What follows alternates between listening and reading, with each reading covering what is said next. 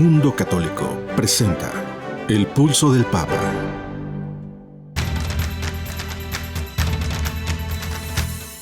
El Pulso del Papa, desde Ciudad del Vaticano. Servicios informativos de Ver y Creer.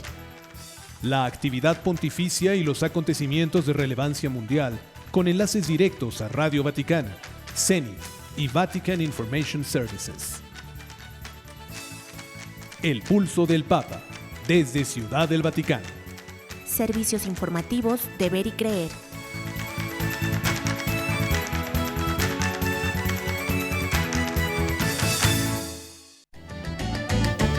El Papa recuerda que el rosario es un arma poderosa contra el mal. Francisco interrumpe la audiencia general para atender una llamada telefónica. Rezó a la Virgen María por las madres del mundo en su día. El Santo Padre recuerda que el Espíritu Santo es paciente y está con nosotros cuando caemos. El Día Internacional de las Familias, Francisco pidió promover las políticas que acojan la vida. El Santo Padre regaña a quienes tratan a sus mascotas como hijos. Arzobispo de Morelia hace diagnóstico de México, sociedad polarizada y desintegrada por la violencia.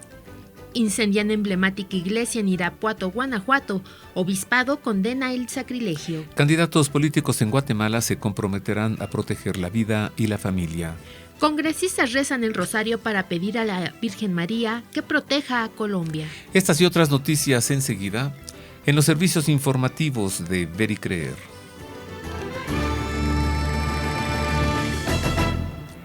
Como siempre, queridos amigos, es un gusto saludarles a través de la radio y presentarles a usted nuestro programa en el que tratamos siempre noticias y además una entrevista con una gran reflexión, conocimiento y sabiduría. Hoy la entrevista se trata de ¿qué, Ana? De las virtudes, ya te estoy cambiando el nombre. ¿Las virtudes? Las virtudes. Las virtudes teologales. Exacto. Y vamos a conversar pues no más con Manuel Ocampo, doctor en filosofía, fundador de la Facultad de Filosofía de la Universidad Panamericana. Entonces eso en la entrevista de hoy, pero antes comencemos con las noticias. Y tenemos mucha información. El Papa regañó a una señora. Sí. Ahorita van a entender y escuchar por qué. Vamos a escuchar el resumen informativo de esta semana del Vaticano y Europa.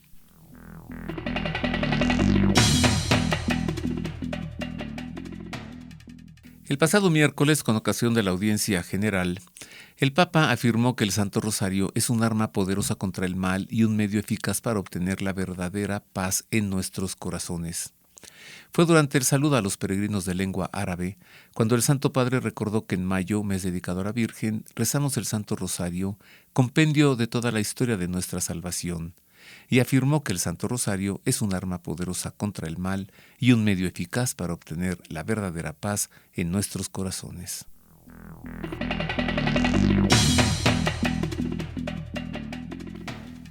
Un gran silencio reinó en la plaza de San Pedro este miércoles, después de que el Papa Francisco interrumpiera durante unos minutos la audiencia general para atender una llamada telefónica. En los habituales saludos a los peregrinos de diferentes nacionalidades, el secretario acercó el teléfono móvil al Papa Francisco. Fueron alrededor de 4 minutos los que el pontífice estuvo al teléfono. No ha transcedido más detalles acerca de la llamada y el Vaticano tampoco ha ofrecido ninguna información al respecto.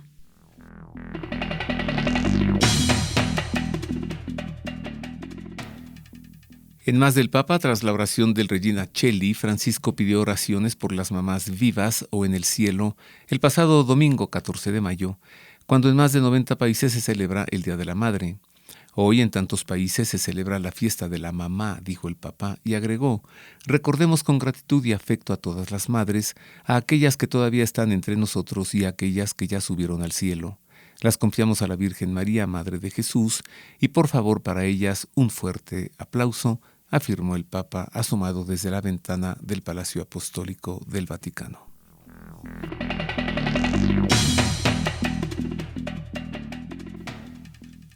En En el Regina Coeli del 14 de mayo, el Santo Padre recordó que el Espíritu Santo es paciente, aunque exigente, porque es un verdadero amigo fiel y siempre está al lado de aquel que cae y lo necesita. El Espíritu Santo no nos deja solos, está junto a nosotros como un abogado que insiste al imputado, estando a su lado, expresó el Santo Padre ante los fieles y peregrinos congregados en la Plaza de San Pedro el pasado domingo.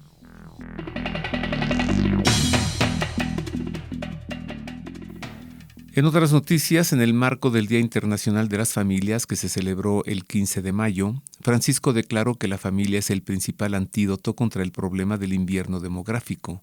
Así lo expresó a través de un breve y conciso mensaje publicado a través de su perfil oficial de Twitter.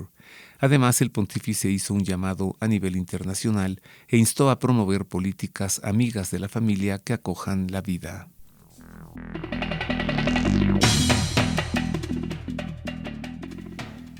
El Papa Francisco manifestó su preocupación por el conflicto en Ucrania, el cual ha dejado sufrimiento y muerte indecibles, y pidió ayuda a la Virgen de Fátima para encontrar caminos hacia la paz, que la Virgen de Fátima, Madre de Jesús y nuestra, nos ayude a construir caminos de encuentro y caminos de diálogo hacia la paz, y nos dé el coraje para emprenderlos sin demora. Oremos juntos, escribió antes el Papa en Twitter.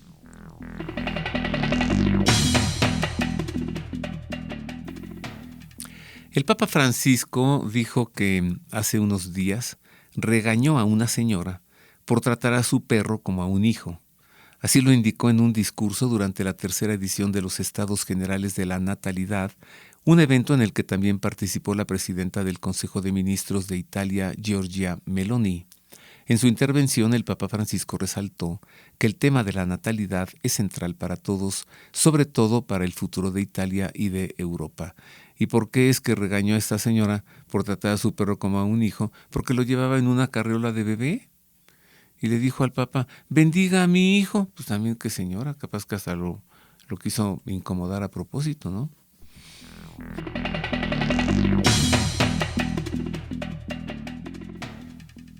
El Papa nombró nuevo obispo de la diócesis de Tulcán, en Ecuador, al padre Carlos Washington Yepes Naranjo, quien se desempeñaba como vicario general de la diócesis de Riobamba. El nuevo obispo de Ecuador fue miembro de la Comisión para las Vocaciones, formador en el Seminario de Riobamba y vicario para la formación permanente del clero joven.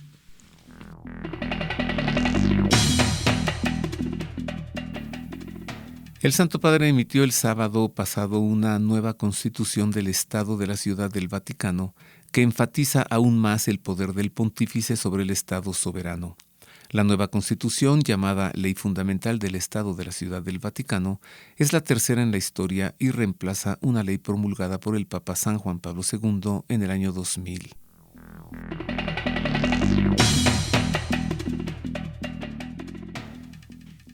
El nuevo presidente de Cáritas Internacional es Monseñor Tarcisio Isao Kikuchi, arzobispo de Tokio, Japón. Fue misionero al servicio de los refugiados en África. Él considera que su misión es ayudar a las personas a saber que no han sido olvidadas por Dios. Monseñor Kikuchi fue elegido por un mandato de 4 años, por 400 delegados que asistieron a la 22 Asamblea General de la organización, realizada del 11 al 16 de mayo. Monseñor Tarcisio Isao Kikuchi sucede en el cargo al cardenal Luis Antonio Tagle.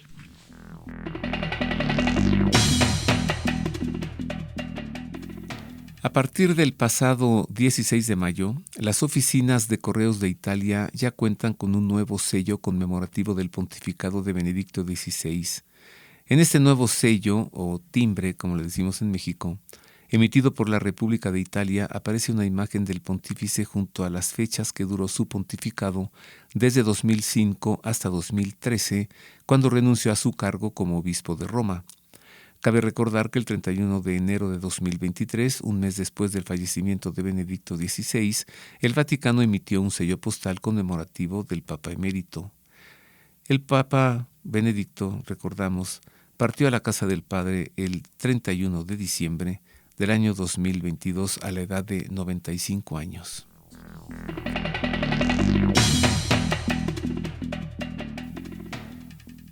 Hasta aquí el resumen informativo de esta semana del Vaticano, Europa y Oriente Medio. Usted ha quedado informado con las noticias más importantes de esta semana. Ahora vamos a hacer un enlace con Radio Vaticana, la radio del Papa, para escuchar la audiencia general del pasado miércoles 17 de mayo.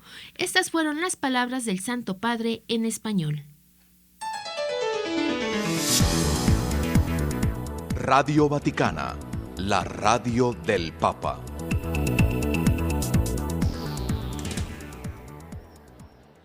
Queridos hermanos y hermanas, en nuestro itinerario de catequesis sobre los testigos del Evangelio, hoy encontramos a San Francisco Javier. Este santo español es patrono de las misiones junto con Santa Teresita de Lisieux. Francisco nació en Navarra, realizó sus estudios universitarios en París.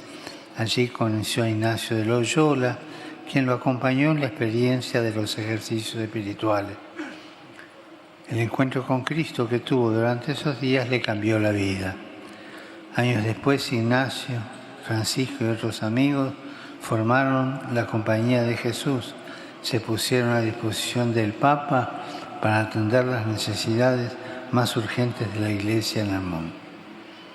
Enviado a la India como nuncio apostólico, Francisco Javier realizó una labor evangelizadora extraordinaria, catequizando a los niños, bautizando, atendiendo a los enfermos.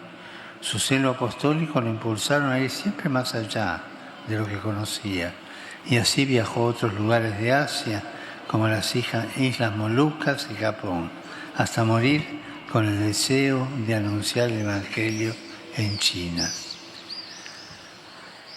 Saludo cordialmente a los peregrinos de lengua española.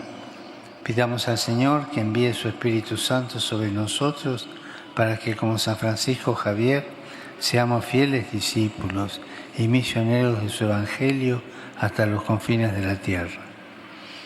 Que Jesús los bendiga y la Virgen Santa los cuide. Muchas gracias.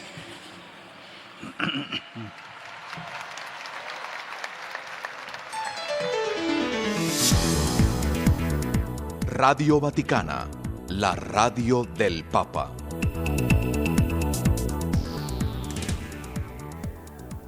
Y hasta aquí termina nuestro enlace con Radio Vaticana, la radio del Papa. Usted ha escuchado la audiencia general del Santo Padre del pasado miércoles 17 de mayo. Ahora vamos a hacer una pausa comercial, pero no se vaya porque ya está aquí Manuel Ocampo, que nos va a hablar de las virtudes teologales con Roberto Farril. Queremos conocer su opinión. Contáctenos en nuestro correo electrónico elpulsodelpapa@vericreer.com. Continuamos, queridos amigos, ya estamos de regreso en los servicios informativos de Ver y Creer para hablar de las virtudes teologales. ¿Cuáles son? La fe, la esperanza y el amor. Y tendré el gusto de conversar con Manuel Ocampo, doctor en filosofía y fundador de la Facultad de Filosofía de la Universidad Panamericana. Querido Manuelito, bienvenido. Muchas gracias nuevamente por la invitación. No, pues aquí estoy a la orden. Muchas gracias. Para lo que pueda servirles. Le recuerdo que Manuel Ocampo Ponce es doctor en filosofía doblemente, porque un doctorado por la Universidad Anáhuac, otro doctorado por el Centro de Estudios en Ciencias y Neohelénicas, wow. De Atenas. En Atenas, Grecia. Además, Manuel Ocampo es el fundador de la Facultad de Filosofía en la Universidad Anáhuac y actualmente catedrático de Filosofía en la Universidad Panamericana. La fe, la esperanza y el amor. Y el amor, la caridad. Sí, las virtudes teologales. Bueno, estas virtudes son muy importantes porque son infusas. ¿Qué quiere decir esto? Que Dios nos las da. O sea, nosotros no podemos por ningún medio humano ni adquirirlas ni transmitirlas a otras personas. O sea, así como las otras virtudes puedes nacer con ellas o las puedes adquirir con repetición de actos buenos, la fe, la esperanza y la caridad no se puede así. Solamente son un don gratuito de Dios. Dios nos las da.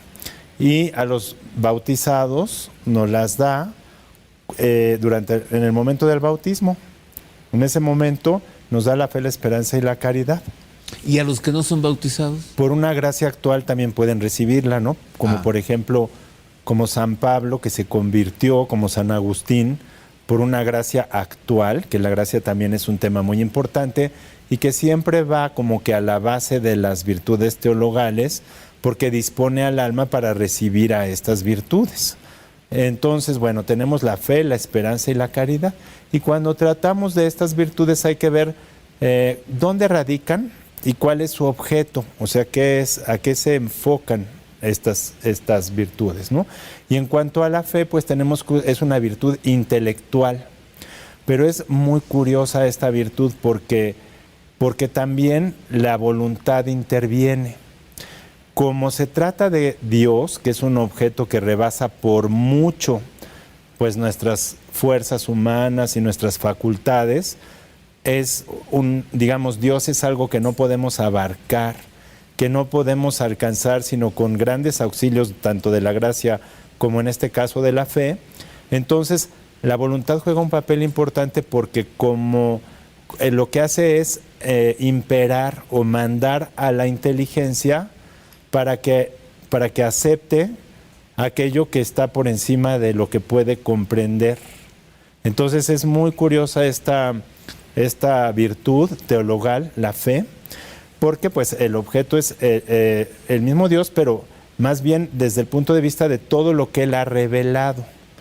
O sea, Dios, sabemos todos los cristianos católicos, que reveló su divina voluntad, su designio de salvación, su plan de salvación, o sea, quién es Él y el camino de salvación a todos los hombres.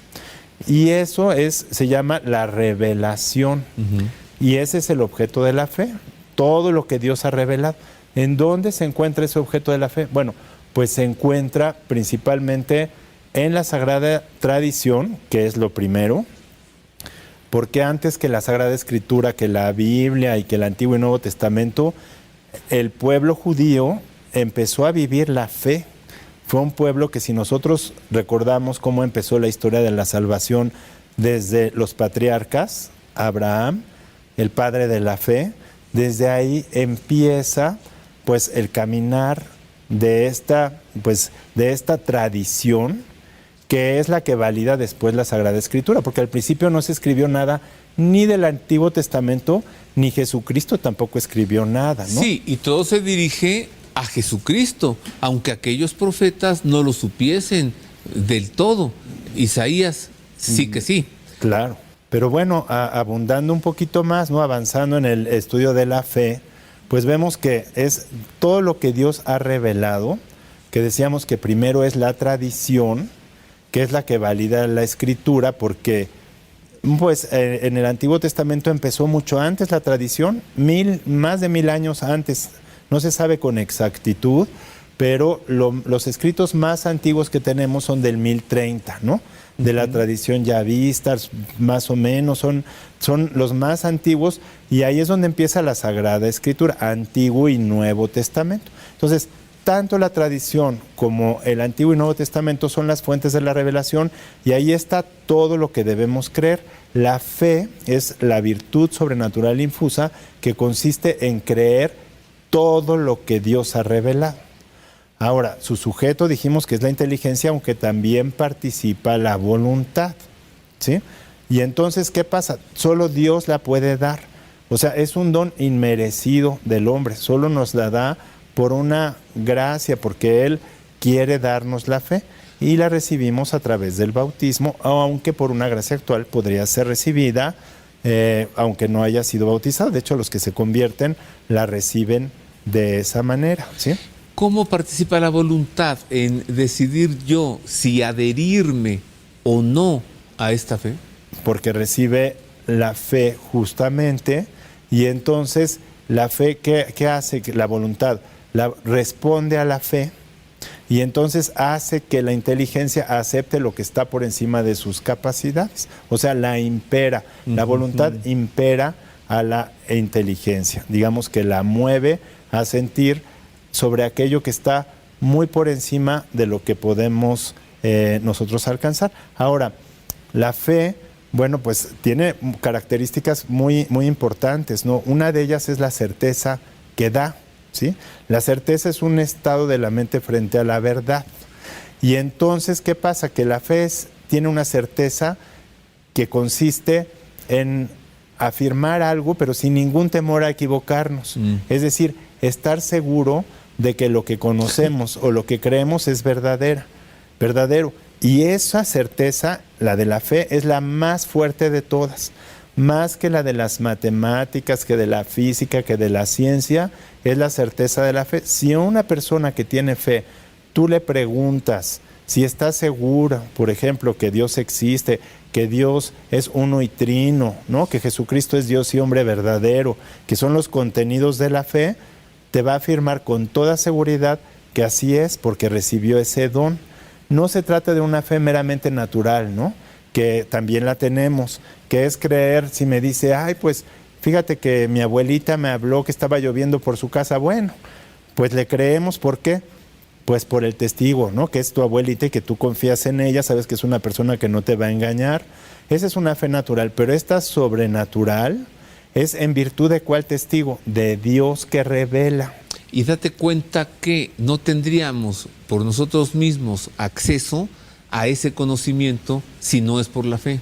Exactamente. Hombre, ¿cómo voy yo a deducir por mí mismo, a razonar que Dios es tres personas en un solo Dios? O que Jesucristo es Dios y hombre verdadero. O que está totalmente en la Eucaristía. O la ascensión, ¿no? Ajá. Al cielo. Entonces, no sería yo capaz por mí de tener este conocimiento. Me viene de Dios y me adhiero categóricamente a Él, como nos has dicho. Claro. Nos has hablado de la fe. Sí. Háblanos ahora de la esperanza. Bueno. Eso que hace que nos levantemos todas las mañanas, nos bañemos, nos peinemos, nos rasuremos, nos pongamos una corbatita y salgamos a trabajar.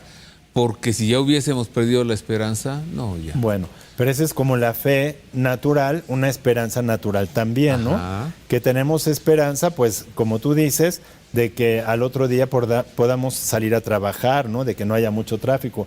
Pero aquí la esperanza como virtud sobrenatural infusa se refiere a algo mucho más, porque es la esperanza en lo que Dios nos prometió en la vida eterna. Nuevamente vuelve a ser Dios nuestro objeto, pero aquí el sujeto es pues la voluntad. Es en la voluntad donde reside, a la que perfecciona para esperar esto.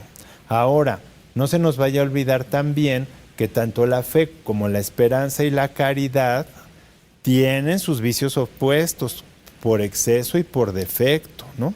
Entonces, en la fe, bueno, pues también hay la credulidad, ¿no? La superstición. La superstición, hay gente que se cree todo, ¿no?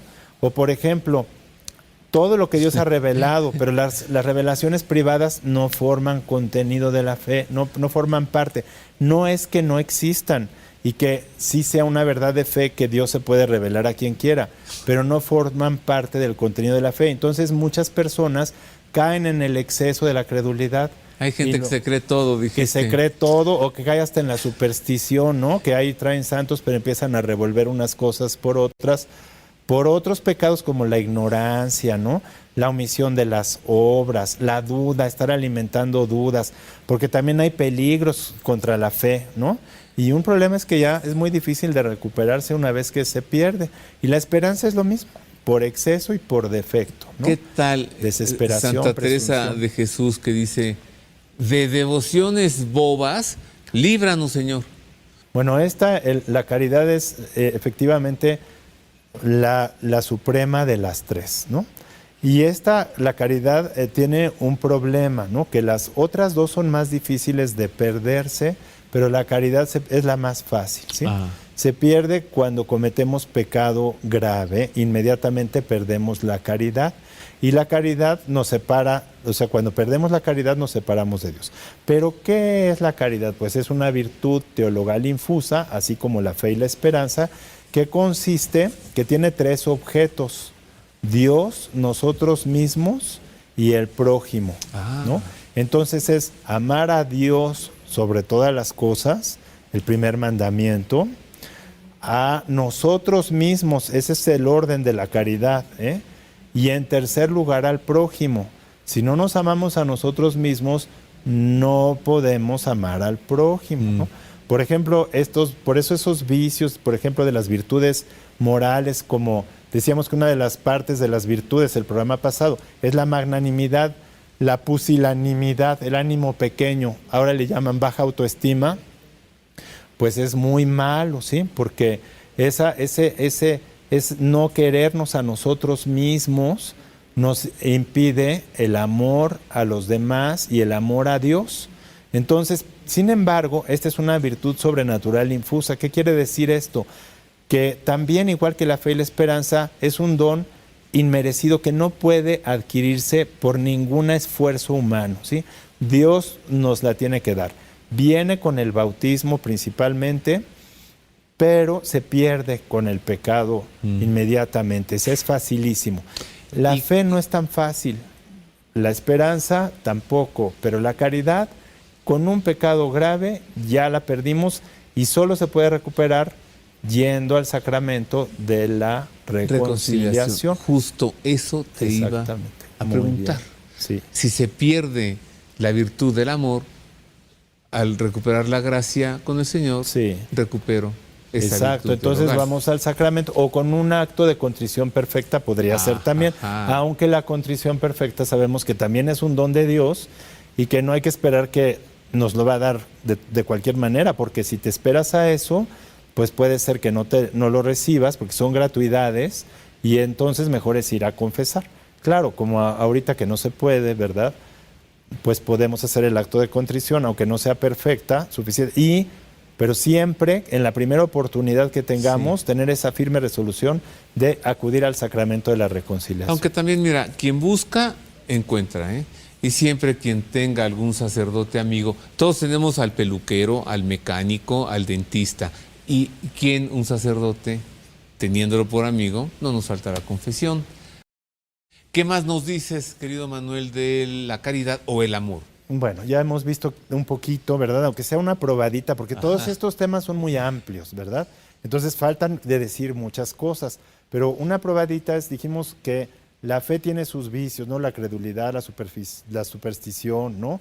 No hay que arriesgarla. La esperanza, ¿no? La desesperación, la presunción. Y la caridad es muy triste porque es el odio contra Dios, la aversión contra Dios. Y de ahí vienen las blasfemias y todo. Cuando perdemos, cuando nos vamos alejando de Dios, entonces, así como es la más, digamos, la corrupción de lo óptimo, dice Santo Tomás, es la peor, ¿sí? Cuando una virtud que es tan excelsa tiene un vicio, pues ese vicio nos hunde hasta lo más bajo. Por eso es que cuando nosotros perdemos la caridad por el pecado, gracias a la gracia actual, porque ya perdemos la gracia habitual también, fíjense, la habitual se pierde. Solamente por una gracia actual hay que orar más, porque estas tres, como son virtudes teologales y Dios nos las da, hay que pedirlas todo el tiempo, ¿sí? Y si tú caíste en un pecado y volviste a caer y vuelves a caer, y no te alejes de Dios, porque a veces esa es la tentación, ¿no? Por ahí nos tientan de que ya no vas a poder, desesperanza, ¿no? Y entonces te empiezas a esconder de Dios. No. Contra más pecados tienes que orar más. Y eso se logra con una gracia actual, que también es importante. Entonces, pues por eso hay que tener tanto cuidado, ¿no? De cuidar la caridad, porque además sin la caridad que se pierde tan rápido, la fe y la esperanza quedan como muertas, como informes, porque la que les da la forma a las otras dos es la caridad. ¿Qué tal? Manuel, se nos ha ido el tiempo rapidísimo gracias a ti y a tu elocuencia y sabiduría que has compartido con nosotros. Fe, esperanza y amor, tres virtudes de Dios puestas en nosotros. ¿Qué concluyes? Pues que hay que pedir las virtudes, las sobrenaturales, que son la fe, la esperanza y la caridad, pero también todas las demás y los dones. Por eso la vida interior es tan importante para el cristiano. Estar en constante comunicación con Dios. Estés como estés. Si estás bien, si estás mal, lo que le puedas ofrecer. Llevar una vida interior es una vida de oración, en donde pidamos que Dios nos dé estas virtudes, porque nuestra fe, de verdad, yo conozco muy poco de nuestra fe, aunque parece que sé mucho, porque es muy, muy grande. De hecho, hay mucho que conocer todavía, ¿no? Y todos podemos crecer en la fe, crecer en la esperanza, crecer en la caridad, pero es tan hermosa y la tenemos tan descuidada los católicos. Yo noto mucho desconocimiento, mucho, como que queremos mucho actuar, caer mucho activismo, mucha pastoral, pero si no hay virtud, si no hay vida interior, si no cultivamos lo que perfecciona nuestra inteligencia y nuestra voluntad, se destruye todo lo demás, ¿sí? ¡Wow! ¡Qué buena conclusión! Muchas gracias, querido Manuel. No, al contrario, gracias y a la orden. Que tengas un buen regreso a Guadalajara.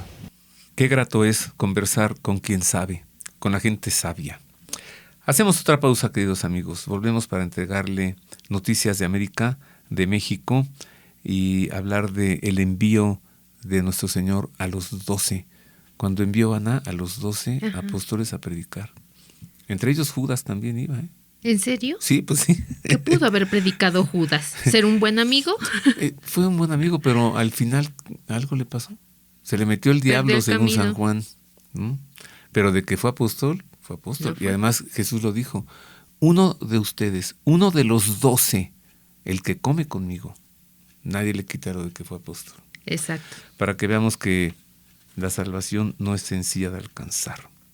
Bueno, volvemos con esto y con más después de una pausa. Haga suyo este espacio. Le invitamos a enviar sus sugerencias y opiniones a nuestro correo electrónico elpulsodelpapa@pericreer.com. Ya estamos de regreso nuevamente, ahora para darle a conocer las noticias de los sucesos ocurridos en México y en América.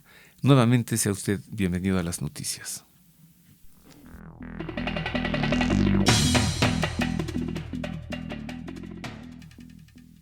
El arzobispo de Morelia, Monseñor Carlos Garfias Merlos, que entregó recientemente un informe al Papa Francisco sobre la situación de México, hizo un diagnóstico del país, agobiado por la violencia y la polarización. El informe llegó al Vaticano en el marco de la reciente visita ad limina que realizaron 39 obispos mexicanos a la Santa Sede. En declaraciones a la agencia Así Prensa, Monseñor Garfias señaló que para México los diagnósticos siempre han sido claros. Existe una sociedad temerosa y desintegrada por las violencias y polarizada por las diversas ideologías.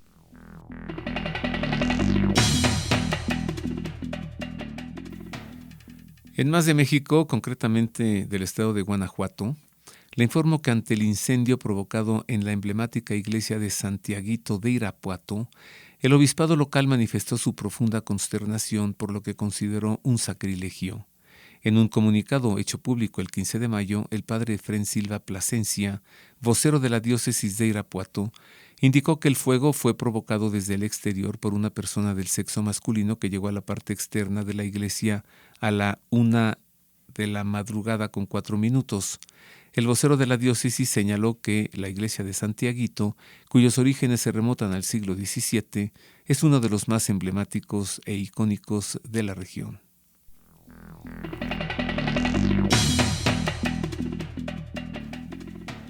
El Fondo Becket, que trabaja en defensa de la libertad religiosa, logró que el gobierno federal de Estados Unidos cese en sus amenazas contra un hospital católico por mantener encendida una vela en una capilla que marca la presencia de la Eucaristía. En febrero de este año, los centros de servicios Medicare y Medicaid, Agencia Federal del Departamento de Salud y Servicios Humanos, consideraron que una vela en un hospital católico de Oklahoma era un peligro para la seguridad. Por ello, la agencia federal exigió que se apague la vela bajo la amenaza de que el hospital dejaría de servir a sus pacientes.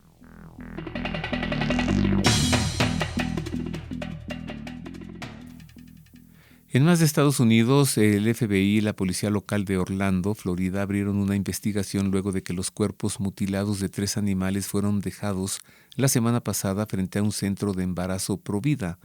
El 10 de mayo, un miembro del personal del centro encontró los cadáveres decapitados de un pollo muy grande, un corderito y otro pájaro grande frente a la clínica, indicó Bob Perron, director ejecutivo del centro de embarazo JMJ.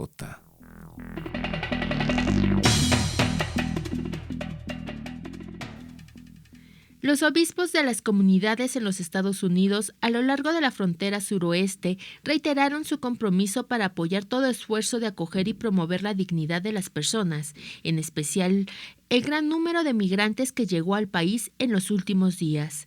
Seguimos comprometidos a apoyar los esfuerzos en curso dentro de nuestras diócesis y más allá para promover la dignidad otorgada por Dios a cada persona, incluidas aquellas que han llegado recientemente a nuestras comunidades, indicó un comunicado firmado por 8 obispos de Estados Unidos.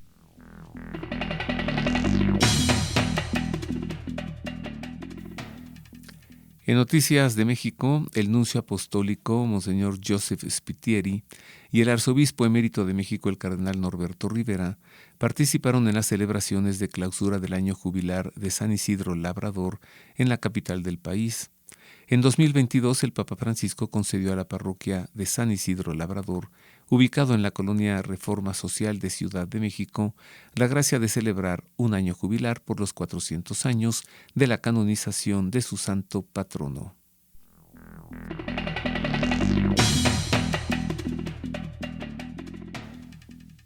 En el marco del Día Internacional de la Familia, que se celebró el pasado 15 de mayo, el obispo auxiliar de Monterrey y responsable de la Dimensión Episcopal para la Familia de la Conferencia del Episcopado Mexicano, Monseñor Alfonso Miranda, anunció la próxima celebración de un encuentro nacional para redescubrir los caminos de redención en la familia. Monseñor Miranda indicó que es el Encuentro Nacional de la Pastoral de la Familia que se realizará en la ciudad de Querétaro del 7 al 12 de noviembre del 2023 bajo el lema Familia Camino de Redención.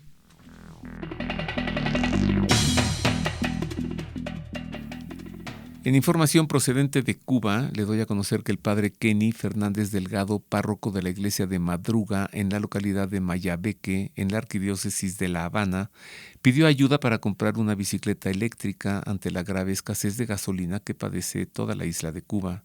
Según informaron medios locales, desde hace semanas hay largas filas en toda la isla por la falta de gasolina y petróleo, que en algunos lugares llega a costar unos $20 o más, cuando el sueldo mínimo es de alrededor de $100. Además, el presidente Miguel Díaz-Canel admitió recientemente que el gobierno cubano no sabe cómo se superará esta crisis.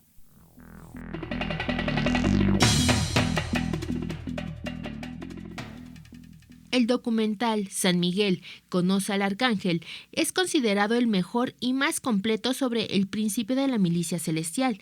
Llegará a los cines a través de la cadena Cinemex el próximo 25 de mayo. Para Óscar Delgado, productor y cofundador de Calendaria Productions Inc., esta película responde a la urgencia de reintroducir al Arcángel Miguel en una nueva generación y hacer saber a la gente de todo el mundo que el Arcángel Miguel está vivo y lista para luchar por ellos y ayudarles hoy como ha ayudado a la gente desde el principio.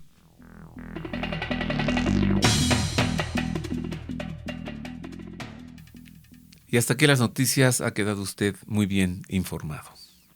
Ahora sí, Roberto, explícanos en tu editorial a dónde envió a los 12. ¿Algún lugar en específico? Pues los envió a predicar y así lo explica San Marcos en el Evangelio, que los envió sin nada. Y les dijo, no lleven nada para el camino, ni tortas, ni maletas, ni nada. Ni agüita, ni nada. Ni hoteles, ni reservación. Así los mandó sin nada. Ok. Uh-huh. Y todavía les dijo, y quédense en casa de alguien, además. Váyanse de arrimados. Sí. Entonces, ese envío de los 12.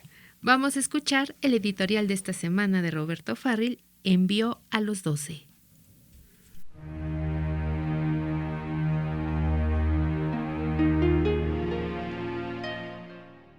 Luego de haber vuelto a Nazaret, sorprendido por la falta de fe de los nazarenos, Jesús vio que ya era momento de que los apóstoles se sumaran a su predicación.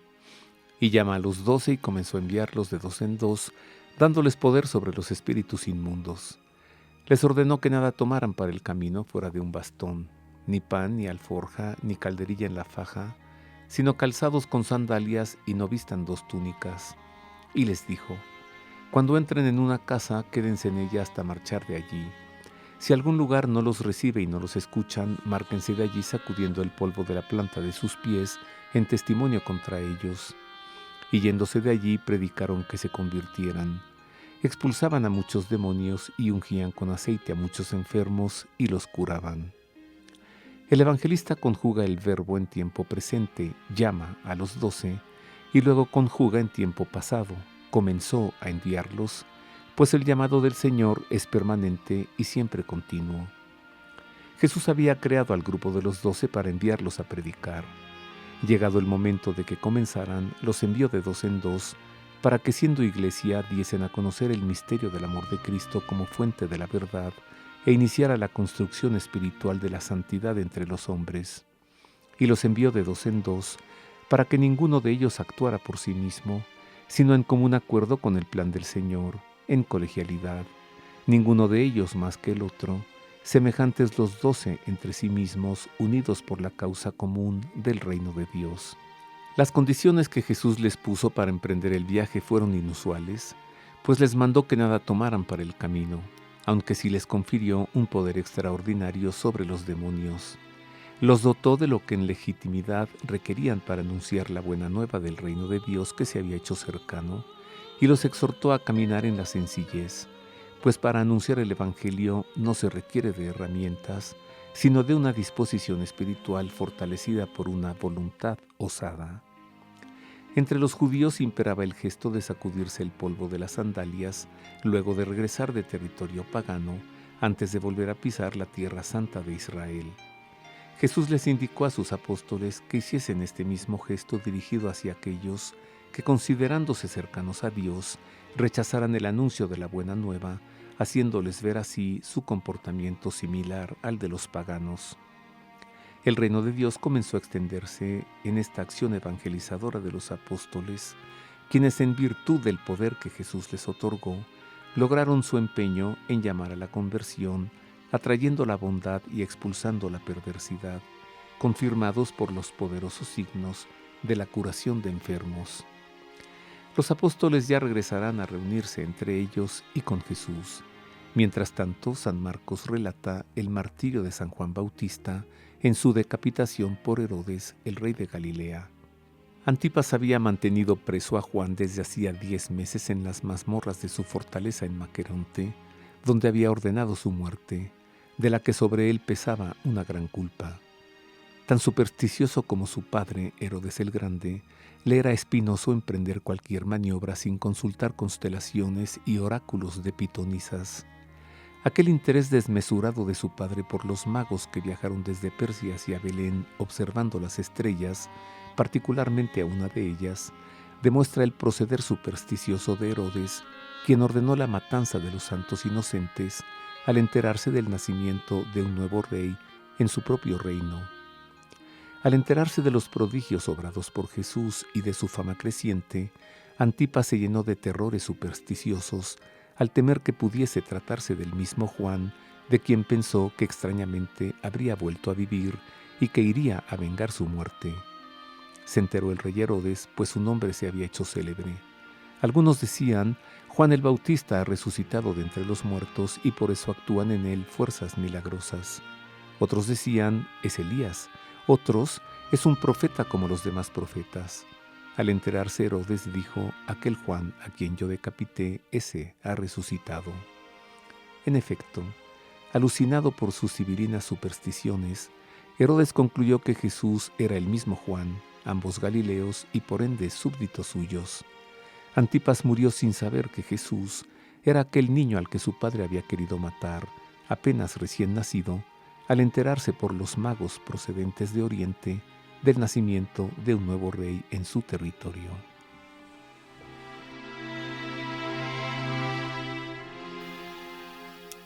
Pues así envió a los 12 a predicar el Evangelio. Sí.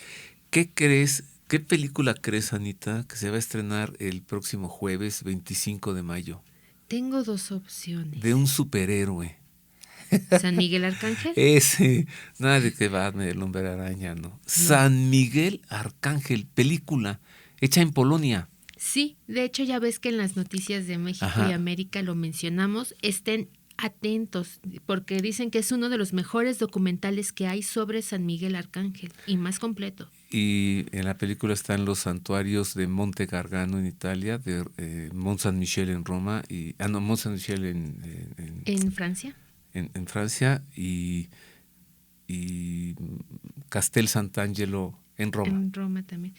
¿Les hizo falta el de aquí? Sí, les hizo falta. Hay que avisarlos. Ajá. Este jueves se estrena en Cinemex. Vale la pena decir para que la gente vaya. Claro y hay que que sí. apoyar el cine católico. Porque luego ponen las películas y la gente no va y entonces, ¿verdad?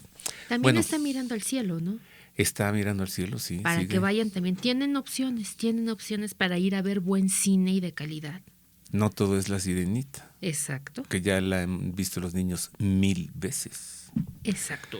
En los controles operativos, Miguel Ángel Mejía, en la redacción, tú misma, Ana, y en las Exacto. voces informativas, Roberto Farril Corona. y Ana Guadalupe Silvestre. Le dejamos un abrazo y le deseamos que Dios le guarde. Lo dejamos con lo mejor que le podemos dejar, la bendición del Santo Padre. Dominus vobiscum. et cum spiritu tuo, Sit nomen Domini benedictum. ex hoc nunc et usque in seculum, Aiutorium nostrum in nomine Domini. qui fecit caelum et terram, Benedicat vos omnipotens Deus, Pater et Filius et Spiritus Sanctus. Amen.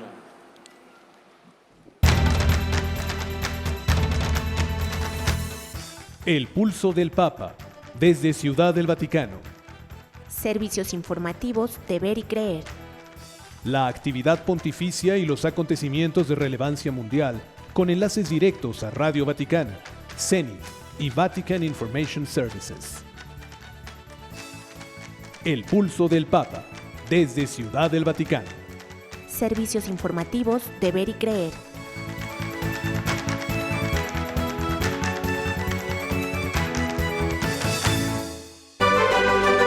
Mundo Católico presenta El Pulso del Papa